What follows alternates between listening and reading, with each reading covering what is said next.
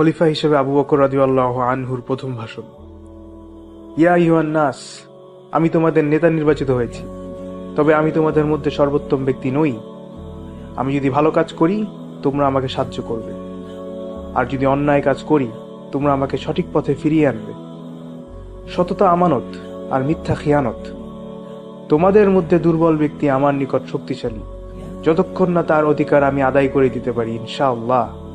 আর তোমাদের মধ্যে শক্তিমান ব্যক্তি আমার নিকট দুর্বল, যতক্ষণ না তার থেকে আমি হকদারের অধিকার ফিরিয়ে এনে দিতে পারি ইনশাআল্লাহ।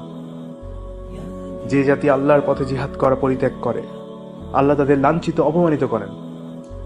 যে জাতি অশ্লীলতা ব্যাপক হয়, সেই জাতির উপর আল্লাহ ব্যাপকভাবে বালা মুসিবত নাজিল করেন। যতক্ষণ আমি আল্লাহ ও রাসূলের অনুগত্য করি ততক্ষণ তোমরা আমার অনুগত্য করবে, আর যদি আল্লাহ ও রাসূলের অবাধ্য হই তাহলে আমার আনুগত্য করতে তোমাদের বাধ্য নও। এখন তোমরা সালাতের জন্য উঠে পড়ো। আল্লাহ তোমাদের প্রতি সদয় হোক।